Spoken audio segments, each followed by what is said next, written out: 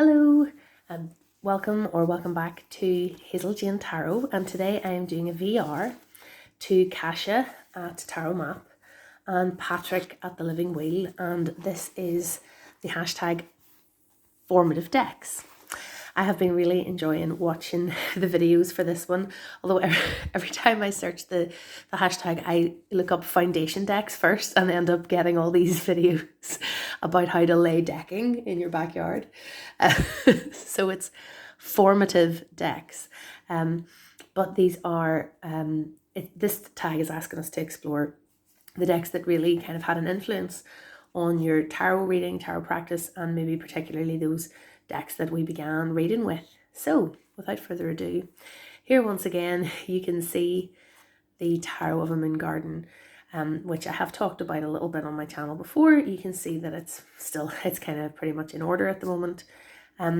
This deck is trimmed because of an ill-advised edging accident, so I had to trim it to remove the mess I'd made of the borders.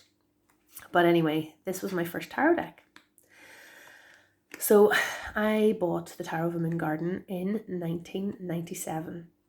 I was a student, I was 18, and I saw this in the sort of local esoteric shop. It was in a purple box with this kind of sweet unicorns and ferns type illustration on the box. I don't have the box anymore. And it just really called to me. I remember going into the shop multiple times, looking at the box again and again and again, and finally splurging I think it was about £17 to get this deck. So I have had this deck for a very long time, and for a very long time this was the only tarot deck I had. It came with a little white book, and the meanings in it were all I used to do a reading for a very long time as well. So when I started reading tarot, I thought you had to read for others and that you couldn't read for yourself. So I would do readings for my friends at university in my halls of residence room, And when I turned over the cards, I would look them up in the little white book. So I found this style of reading, I got sometimes really quite surprising and interesting readings, but the thing that I never quite was able to do was figure out the connection between this picture on the card and what it said in the book. So say there for the 8 of Cups, it says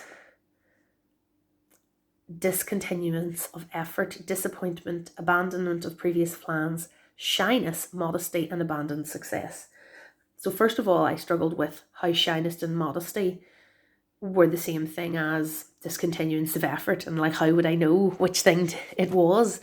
And I also struggled to figure out how that meant discontinuance of effort.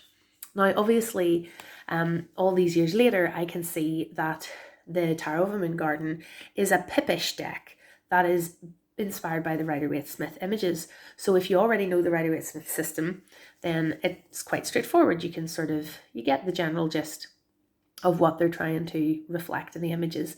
But as a first deck, I couldn't really make that connection. I did buy a couple of other tarot books from, like bargain books type outlets, so little cheap books on tarot meanings, without maybe even an author listed on the cover, that kind of thing.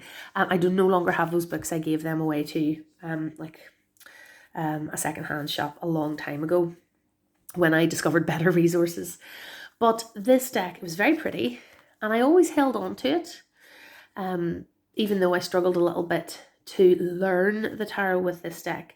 I read tarot, but I always read tarot with the book, and mainly with this book. But I read tarot, but I don't feel like I learned tarot with this deck. So this was the only tarot deck I had for 20 years. And in preparation for this video, I actually went and looked up my deck collection spreadsheet.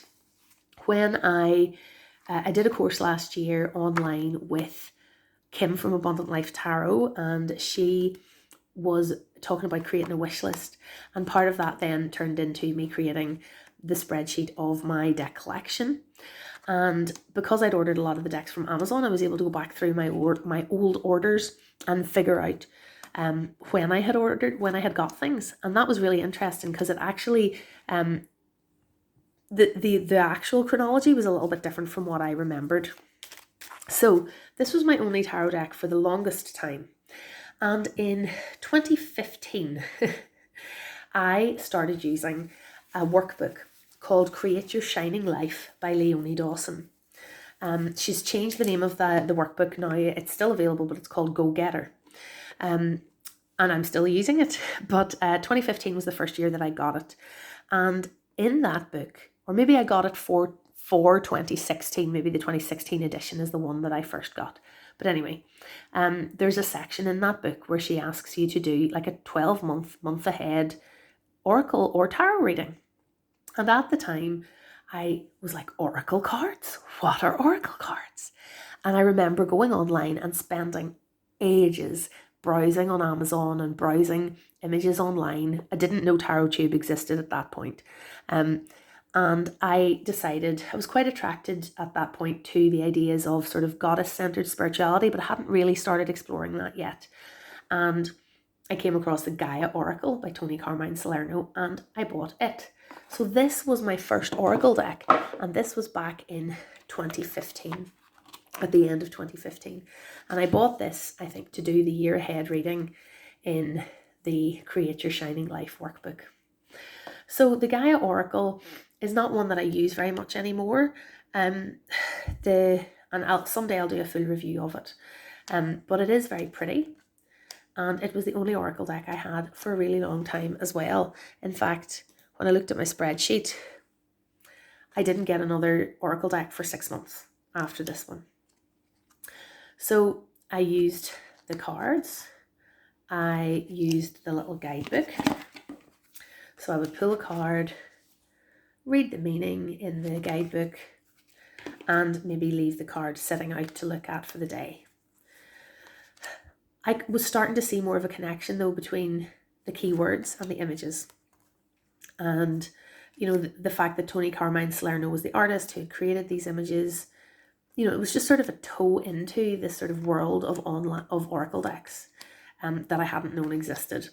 So once I'd had this for a little while, what I found with it was the meanings on these are not great for daily draws or even a week ahead reading, because they're huge, big meanings. Like they're big life changes. They're sort of, they're quite, they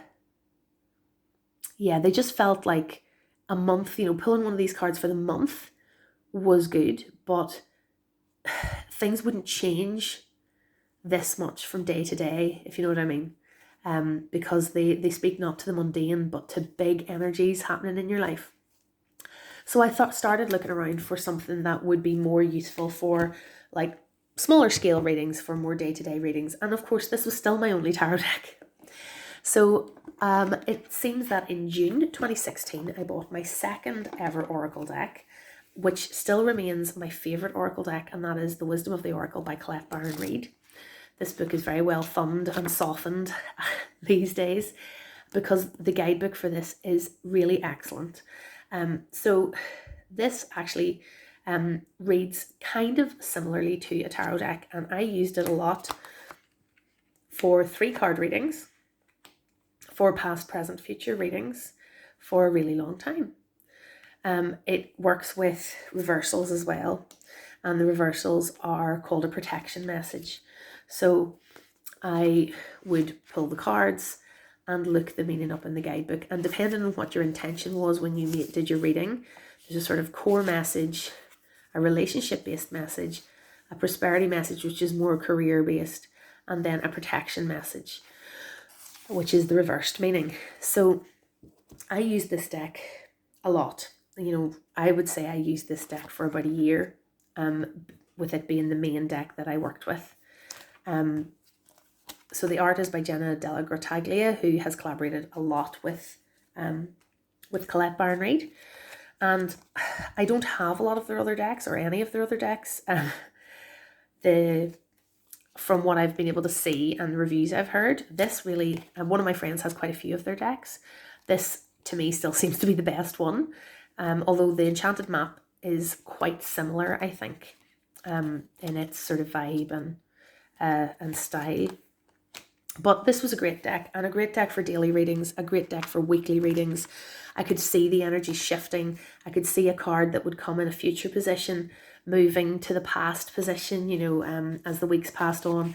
This deck revealed to me some hidden truths, things that I didn't want to face. When they eventually came to light, I realized this deck had been pointing me towards those things for a really long time. More than once that type of thing happened with this deck. So I found this a really powerful deck, and I really didn't feel like I needed any more. But gradually then I discovered more resources. I had as a good quality tarot book, I'd had Mary K. Greer's Tarot for Yourself for a long time. I'd bought it in around sort of the early 2000s, maybe around the 2003 mark. So I'd had it for a long time, and I decided I wanted to have a look a bit more into tarot, because discovering all these oracle decks existed was a kind of a springboard into realizing, oh, there are other tarot decks out there. And I mean, it might seem ridiculous that for 20 years, the only tarot deck I had was this one, and it never occurred to me to look for another deck. But I think in my mind, it was sort of like, you just needed one tarot deck. Like, why would you have any more? And with oracle decks, because each system was different, it made sense to me that you might want to purchase another oracle deck because they have different messages. But to me, all tarot decks were the same system, really. So why would you need any more than one? Well, I started listening to the Biddy Tarot podcast, and I wasn't even using a podcast app. I was listening to them through Biddy Tarot's website, and I found it was such a great resource. And on that podcast, Biddy interviews a lot of different tarot deck creators and other tarot writers and that kind of thing. And so that actually was my springboard onto TarotTube, because she interviewed Lewellyn. And I then, went and looked for holistic tarot. And so that was one of my leads off into TarotTube. I watched all of Benabel's back videos. And she also interviewed Jamie Elford. And Jamie Elford was the writer of the Triple Goddess Tarot. And I found myself, because I'd never been interested in the Rider-Waite-Smith deck, I'd never been attracted to its art. And to me, it was very male. And again, as I mentioned before, I was sort of interested in exploring this more female-centered spirituality, and the Triple Goddess Tarot seemed to tick those boxes. Now, this is no longer my favourite female-centered tarot deck, because I have now got a few others, but at the time this was, as I say, it was the first, it was only my second tarot deck purchase. Now, that's not how I remembered things. I thought the Gaian Tarot was my second tarot deck purchase, but turns out it was the Triple Goddess Tarot. So as you can see, this is a very Rider-Waite-Smith based deck, but it depicts women. It follows in the major arcana this idea that we have maiden in the first can't think of the right word. The first 7 cards are the maiden. The next 7 cards in the major arcana are the mother, and then the last 7 cards are the crone. Now, the little white book that came with this deck, which was the one that was written by Jamie Elford, it explained that system a little, but I really feel that this deck was done a great disservice by not having a full, proper tarot kit with a full-length, hardback guidebook in it. Some of the art is just gorgeous. Look at this Ace of Cups. It's so lovely. And we do have some male cards, but overall it's mostly females. That's one of the kings. And I worked with this a huge amount. And one of the main things I used this for was actually working with my menstrual cycle. So I was reading a book by Lisa Lister, which was called Code Red. And one of the things she writes about sort of a lot about menstruation. And the book was talking about, tuning into the variations of energies and so on through your menstrual cycle. And so what I did with this deck was each evening I would, I mean, look at that. I love that one. Each evening I would go through the deck like this, face up, and I would choose a card that reflected how I'd been feeling that day. And I would make a note of that and sort of journal about that. And it was a way of me sort of mapping the tarot meanings against my own life experiences, which helped me to learn the meanings of the tarot. But it was also a way of understanding my menstrual cycle. And so I used this deck for that and for other tarot readings as well for a long time, for a lot of months. And one thing that started to become clear to me was how the image on the card reflected the meaning of the card. So unlike these kind of pippish images that we have, you know, there's 9 cups and there's 10 cups, you know, in the moon garden, here I was working with a scenic image that really helped me to understand what was going on. Now, sometimes they're a wee bit different from the Rider-Waite-Smith, and it was a bit unclear how the meaning mapped against the image, but mostly this really worked for me as a deck. Look at that High Priestess. The black and white pillars are just so subtly indicated, and the pool of water. It's beautiful. The Hierophant as well is absolutely gorgeous. The Lovers. Oh, there were so many cards in this that I loved.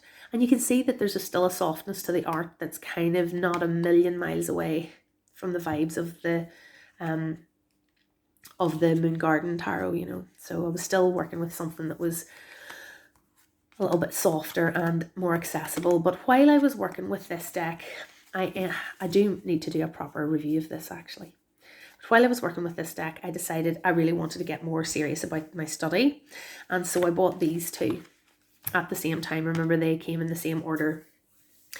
And as you can see, the box for the Smith-Waite is pretty new looking, and the box for the Morgan Greer is knackered. And that's because I read with the Morgan Greer a lot, and I never read with this. The Centennial Rider-Waite, I mean, you all know what this looks like. I had discovered Tarotmap by then, and I watched a lot of videos comparing different editions of the Rider-Waite-Smith that were available. And I think that's how I stumbled across Simon at the Hermit's Cave as well. And yeah, I decided I liked this coloration the best, and I bought it. I have it still in order, and it has always been in order because I used it for study. So if I was wanting to get out some of my tarot books, I had more tarot books by then, I would pull out the card from this deck and sit and look and study the colours. Like, one of the things I did was, in the Holistic Tarot book, there are little black and white images of these cards, and I took out my colouring pencils and I coloured in the black and white image in the Holistic Tarot for each card as I studied it, so that I could really look into the symbolism of the imagery and notice all the elements in the image. And then I would also be able to tell by flicking through which cards I had studied and which I hadn't studied yet. So this deck, I would say, is really formative for me because my tarot knowledge and understanding is totally derived from the Rider-Waite-Smith system. But I've never read with this deck until much more recently. I got myself a copy of The Blushing Fool, the 1972 printing, and I really love it, and I have read with it quite a lot. But I never read with this particular edition, whereas the Morgan Greer, which I had got at the same time, so I was looking at the two decks side by side. The Morgan Greer, which has this wonderful brightly coloured art, although it's like zoomed in on each image, and has those great 70s vibes. I've done a full review of this quite recently on my channel. So this deck I really enjoyed reading with, and it was just like essentially reading with the Rider-Waite-Smith but with images I liked better. So the Morgan Greer is in many ways a foundation or formative deck for me as well, because it's the one I was reading with while I was studying from this, and I was also then comparing those decks with this, the Triple Goddess Tarot. So I'm nearly finished my story. So then a couple of things that really took my reading in a new direction. I purchased these all around the same time, and the next deck that I got was the Gaian Tarot by Joanna Powell Colbert. Now, when I had discovered the Gaia Oracle, I had read about the Gaian Tarot and had wanted it then, but it didn't come out, I think, until July 2017, and I got it as soon as it was available. Now this deck is very formative for me, and it's a little bit different in how it interprets the tarot archetypes. So like there's your Knight of Wands, your Queen of Wands, so they are quite different. The King of Wands, your Ace of Water. So the two of Cups, like the emotional connection is portrayed in a different way. The art in this is just breathtakingly beautiful. It's colored pencil illustrations, even though they look like photographs. I loved the way this deck took things in a slightly different direction. I loved how it showed a really diverse community of different ages, body sizes, skin color. It's a lovely real world based deck. Whereas decks like these sort of have that almost medieval fantastical, vibe to them. This is clearly an imaginary world, and even the Triple Goddess Tarot still sort of riffs off that, kind of medieval or something. It's like the time frame of this deck's a bit unclear. Some look quite modern and some look really storybook like, so none of the decks I had this real world feel until I got the Gaian Tarot. And so I loved that about it too. And this started to take over as the tarot deck that I liked the most and worked with the most. I did a little bit later on, maybe 2 years later, I came across the Lewellyn edition just at normal shop prices, like £20 in a shop. And this, as you can see, doesn't have those big blue borders. So this is a much nicer edition. But the one with the big blue borders was really formative for me because it was the one that I had, and I would leave these out kind of as a focus or on display for the day. And I still do actually use these larger cards because I don't read with this deck anymore.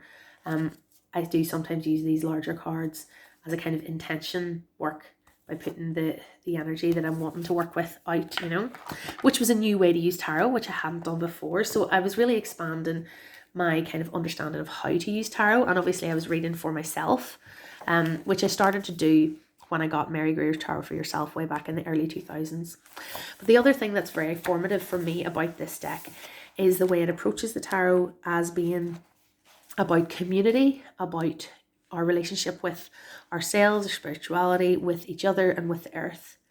And each card, especially in the major arcana, you have a bit of an introduction to the image. You have how to read the card, how to read it reversed, and then it really breaks down the symbols that are used in the illustration, which I love. And that has become a big part of how I approach reading and sort of getting into a deck, studying a deck. I really want to break down the elements of the image, and if things in the image don't feel like they're there intentionally, that really takes away from my kind of enjoyment of the deck. If something feels like it's just decorative and it doesn't have any real intent behind it, when I go back to something like this where everything is thoughtfully included and the meaning for it is explained, that sort of has set the bar very high for me in terms of what I like in a tarot deck. So she also works with the elements, and they are arranged, as you can see, by number and not by suit in the guidebook. So that helped me, working with this book helped me to understand numerology a bit better in terms of how it applies to tarot, although I still have some way to go with that, I think, and very much to understand the elements and how the elements apply to the tarot. So the Gaian Tarot, very, very foundational for me. And then one last deck I wanted to mention as a formative deck is the Numinous Tarot by Cedar MacLeod. So the Numinous Tarot was my very first independent tarot deck purchase, and by the time I picked this up, which was sort of the end of 2018, I was by then fully engrossed in watching TarotTube, and so I'd had, what was that? So I had 1, 2, 3, 4, I had 5 tarot decks then up until 2018. And when I bought this, my first indie deck, that was sort of the start at the end of 2018 of me really starting to collect tarot decks. And every other deck I've bought then has been, 2019, 20 and into 21. So it's been maybe 2.5 years of collecting decks where I've got the other sort of, I don't know how many there are now, 40 tarot decks. So this deck was important as in it sort of started me into spending more money on tarot decks to buy something that was independently created and therefore a little bit more expensive by buying decks that I had come across on a TarotTube. But this deck was foundational for me in other ways, like the guidebook for this is it's a tremendously good guidebook. The art is fabulous, and the deck is quite well known for being a very diversely representative deck. The creator is non-binary, and this deck focuses on depicting non-binary characters in the cards, and then there's a great diversity within those individuals. The art's gorgeous, and the symbolism and intention, it's that thing of everything is so thoughtful. A lot of the cards have been renamed, and the renaming works really well. So we have bells for swords, and this was one of my favourite cards in the whole deck, the 9 of bells. Incredibly powerful. This deck helped me understand the minor arcana in a way that I never had before. I think the narratives that are depicted, again in a modern world way, much like the Gaian Tarot, they really, really make sense. Like the 7 of Wands, here we have the 7 of Candles. And, in that image in the Rider-Waite-Smith, you have the person standing on the high ground and all the people coming at them with their staffs. And they're holding their position on the high ground. Well, look, here we have on the 7 of Candles, this person on the runway, being really seen, being very visible, strutting their stuff. And here we have an audience that's not receptive to them, that's being hostile, that's being aggressive. And this person remains dignified, remains themselves, remains seen as themselves despite the attacks they're receiving from other people. They have the high ground. And obviously, this is just such a powerful and effective metaphor, or, visualizing of that metaphor of the 7 of Wands, But it also specifically speaks to the experiences of LGBTQ plus people, and which is what this deck is, primarily focused on. It's just a wonderful deck. And the guidebook speaks to the meanings of the cards in a very personal and psychological way, which has been really formative for me. But also it speaks to a kind of a community-based resonances of the cards, and the political sort of resonances of the cards as well, which are just really, really effective. And I think in terms of formative decks, these 2 guidebooks of the Gaian Tarot and the Numinous Tarot have more so on probably than any other tarot book, like more generic tarot books. These 2 have been really formative for me and have influenced how I see and understand the tarot, a great deal. So the Numinous Tarot, that was my slippery slope into deck collecting and indie decks and so on, started with this in November 2018. So just to recap very quickly before you go, my very first most formative tarot deck was the Tarot of a Moon Garden, which was my only tarot deck for 20 years. Then I got the Triple Goddess Tarot, the Centennial Rider-Waite-Smith as a study deck, the Morgan Greer, and then the Gaian Tarot, in very quick succession in 2017. And then in 2018, I got my first indie deck. And so the collecting journey began. So I hope that made sense. I've talked a little bit longer than I planned to, but sure, that's always the case. I've really been loving this formative decks hashtag. So if you haven't done it already, and you do create content for YouTube, please do a video so that I can watch it. Because I've really been interested in seeing sort of what got people started, what gave people the bug for collecting, which decks have influenced how you understand the tarot, and so on. You'll have seen, obviously, in my formative decks, there are no Marseille decks, there are no Thoth decks. I have since purchased maybe one more pip-based deck, or one sort of deck a bit like this, which is sort of kind of pips, but not Marseille. I am considering pursuing that a little bit more in the future. I have no interest in getting into Thoth at all. So it's really been Rider-Waite-Smith based decks and sort of more modern versions of that, and exploring that, which has been sort of the main decks that I've been interested in. And then decks kind of like the Gaian Tarot that go their own way, have slightly their own system, but still roughly Rider-Waite-Smith-ish has been kind of my area of interest with decks up until now. So anyway, thank you so much for watching, and thanks to Kasia, whose video it was that I first saw with this hashtag. I've seen so many other videos now doing this hashtag, I can't even remember all the videos that I've watched. So to all of you who have been contributing to this tag as well, thank you for the videos that you've put up. And I'm going to continue to Google hashtag foundation decks and then realise that I'm not looking up for information about how to lay decking. I really need hashtag formative decks. And I'll be watching more of the responses as they come out. So bye for now, and I'll see you again soon.